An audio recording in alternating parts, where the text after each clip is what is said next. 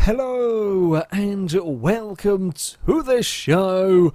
Now, perhaps our most requested car for this series is the Toyota AE86, so I'm going to give it a try. I think there are kind of two ways this build can go. Either the car is going to be incredibly fast because it is going to be small, light, and I suspect plenty of power.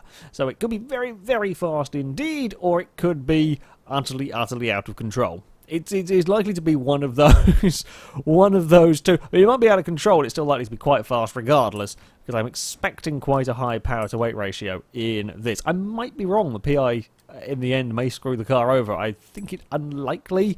We shall see. Now we will start off with the drivetrain conversion. Of course, the car's having to be all-wheel drive. It does add some weight onto the vehicle. It's not a huge amount. We will come back to engine.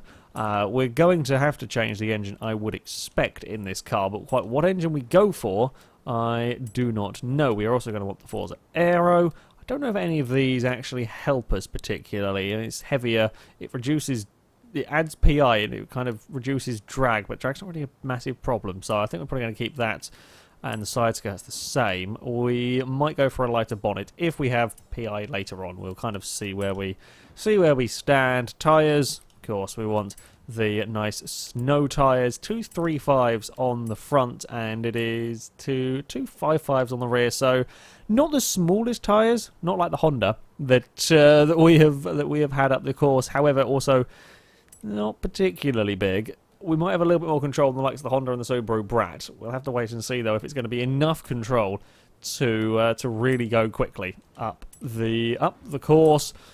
We are going to want race brakes and the off-road suspension, along with all of these handling parts. Now, weight reduction is not a massively important thing in this car, let's be honest. We can get it down to £2,000. £2,300 is still very, very light, or relatively light, certainly.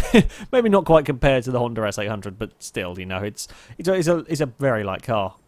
So we're not going to touch that yet. What we are going to do is, I don't know how much power we can get out of the standard engine. I am not expecting it to be enough to get to the top of S1 class. We will give it a try, though. Let's just go and jump on the biggest power bits that we can, which will be camshaft and turbo. Maybe it can do it. It'll be kind of close to making it. I think even with weight reduction, I might just be able to squeak in with some weight reduction. We'll have a look. We will have a look indeed. In here, that's where we want to go. Weight reduction. Again, it's going to be quite a lot like the Commodore in that it's just not quite getting enough power out of the standard engine for it to maximize its PI, which is a shame. So that does mean we're going to have to swap our engine to something else. So our options: 2-litre i4, the Turbo Rally engine for some craziness, the 3.2-litre i6, or the 2.6-litre i6 twin turbo. Choices indeed. Now, the 3.2-litre is the lightest of the engines, still heavier than the standard one, although with the likes of exhaust and so on, we can probably get that down. Having said that, the 2.6 has got 2 turbos on it, which is probably why it's a bit heavier. There's only 2 PI difference between these two. What do we go for? I'm thinking the extra torque will go with the 2.6-litre, and hopefully with some messing around with the exhaust and other bits and pieces, we can get the weight down in this. Now, this is the not quite got the crazy turbos. Yeah, we've not got the ridiculously, stupidly powerful turbos. I was thinking of the super engine for that one. I don't actually know if that can be swapped into. I don't know which i6 is which in this game, I'll be honest. Yeah, so we haven't got ludicrous power. You've got to, again, look at power-to-weight ratio that is going on in this car. We're going to have passed the 500 horsepower mark in the Toyota, which is a lot. It is a lot of power in a car that weighs £2,200. It's a crazy amount of power, but it's whether it's going to be controllable. Can we actually get these in and keep it in? We can actually get a sort of a stage 1 of those. That's 600 horsepower going on. It's almost as much power in this as we had in the Holden. You know, the Holden that's leading the way at the moment. That's a lot of power. So, in fact, we are sort of struggling to get these last PI bits to get it out. That concerns me in relation to the control here. If we're having issues with, with these bits and pieces, that does concern me quite considerably with the control. Wow, we have got full weight reduction going on. If it's, if it's adding up so little PI, I'm not sure if that's actually worth it. This is a curious one. Sure, we'll go with that. I'm pretty sure that is now every engine bit that we can get in this, with the exception of the intercooler. I don't particularly... I say every engine bit that we can get in it. We could go for... I guess we could go for that. Perhaps sort of like one tier lower. We'll go for that, and then we will drop out another couple of bits. There we go. 653 horsepower is a ridiculous amount. As I said at the start, it could go one of two ways, this car. I'm thinking it's leaning towards the utterly bonkers undrivable way, but we are very quickly going to find out. Of course, to test out Toyota, we have come to the Devil's Corners hill climb. It is going to get 3 runs up this stage in an attempt to go faster than the HDT VK Commodore 157.7 is the time set by the Holden, and that is a pretty damn quick time. The BMW 2002 in second is a 58.4. Now, if this car has control, I think it can potentially challenge them, certainly with such a huge amount of power and very little in the way of weight. However, if it doesn't have control, it'll likely be down with the Subaru Brat, struggling to get under the 2-minute mark. It is certainly... Oh, yeah, it's got plenty of speed.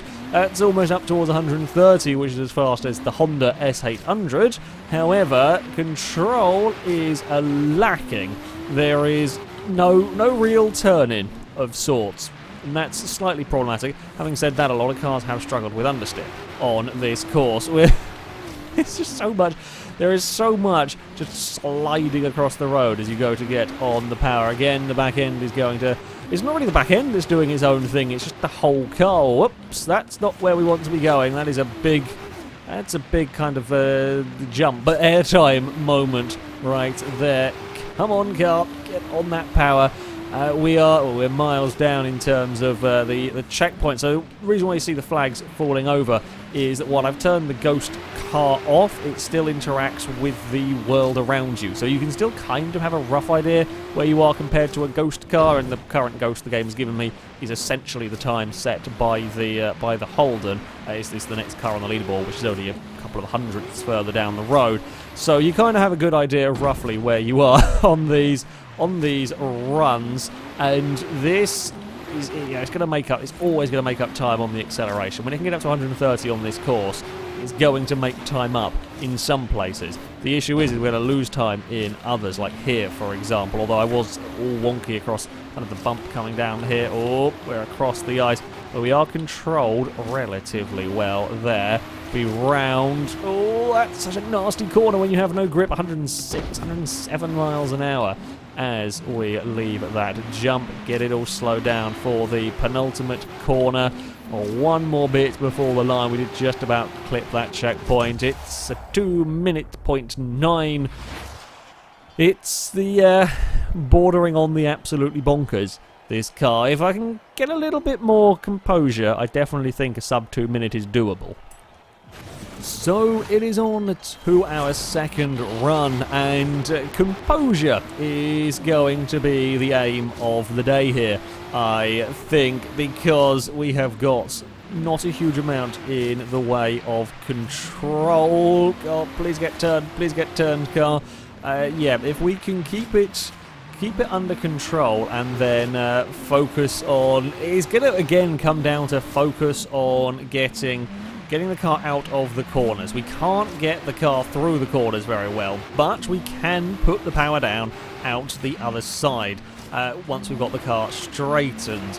possibly. It's still not the best. Much like the Honda, a lot of power is just spun away. Even these cars being all-wheel drive, there is so much power and so little in the way of grip. There is a lot that is wasted. However, oh god, as we skid towards that rock face, we get away with it. We do get away with it, 125 miles an hour. Perhaps a little early on the brakes there, although at least we are now nice and composed through there. The bumps aren't being too mean to the Toyota, which is nice. God, I'm going to miss that checkpoint at some point.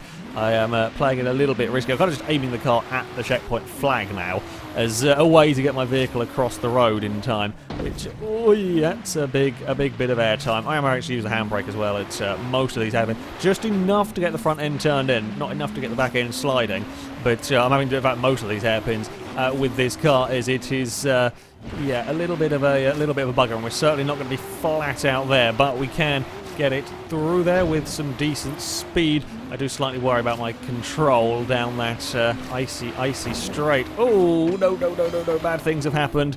We've run out of grip as we were turning in there. It's looking like a very quick run, and I think if everything can be kept together, we might have potential for a lot of speed, but it is so difficult to keep it all together. It's going to be a sub 2 minute run at least. It was a 59 something, 59.9, there we go.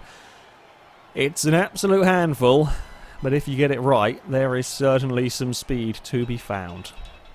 So we head on to our final run. We have been visited by 2 ghost cars. That look like a Dodge Dart, certainly a muscle car of sorts, and an AE86. Who knows? However, yeah, maybe that'll bring us some double luck for this run. Much neater through that opening corner, which is good, but then we're struggling to get it turned for the second corner. We have made it nevertheless. This is one of those cars, we need about 2 seconds, in fact we need about 2.2 seconds if we are to go faster than the Commodore, and if everything goes amazingly well, it might just be findable, because there is such ludicrous acceleration in this, and there is that little bit more grip than we had in the Honda. It's just slightly bigger tyres, just giving it enough grip that it might possibly, ever so possibly, be doable if you get everything right. As we, oh, that's millimetres away from smacking the rock face, and indeed things are looking pretty good in terms of speed. It's whether we can keep it all together. Yeah, it's the struggling to get on the power. Whereas with the Holden, you were flat out of all of these corners. There was never any problem. There was never any sideways moments. With the Commodore, this, you are constantly fighting. You are constantly fighting the Toyota to try and get it into some of these corners, to get it out the other side. It just wants to spin its wheels. Once you get that power down, it accelerates like an absolute rocket, but it's not so easy getting any power down whatsoever in this car.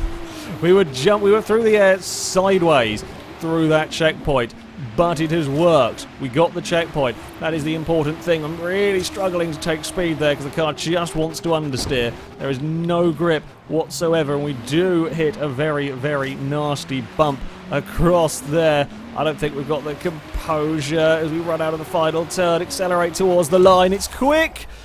It's not quick enough. Not quick enough to beat the Holden. However, a 58.6 is still a mighty good time, helped by quite a fortunate, the jump and slide through the corner onto the icy straight. That could have very easily have been, I don't know, 60 centimetres to the left and just missed the checkpoint completely. That was, we were quite fortunate in the positioning, but it did land right, and we could carry a lot of speed that wouldn't perhaps normally carry there. It's a mental car. It really is. There's not a huge amount in the way of grip, but it is better than the Honda S800, and that is why it is going to go into a 4th place. It goes quicker than the Lancia Delta S4, quicker than the Ford Transit, and the Nissan Skyline R33 will be our fastest Japanese car on this table. However, we are, well, not even a tenth of a second down on the Dodge Charger. However, the Charger is quicker. We're a couple of tenths down on the BMW 2002 Turbo. It is a very close table up here. I mean, the top 4 are vastly different cars.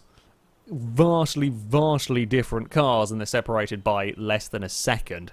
We have the Holden that was incredible and easy to drive quickly, and we have this that isn't easy to drive quickly, but if you get it right, can be very fast. Yeah, well, there we go. Hopefully this car didn't disappoint all of you that were wanting to see me run it. That is going to be it for this video. Thank you very much for watching, and until next time, goodbye.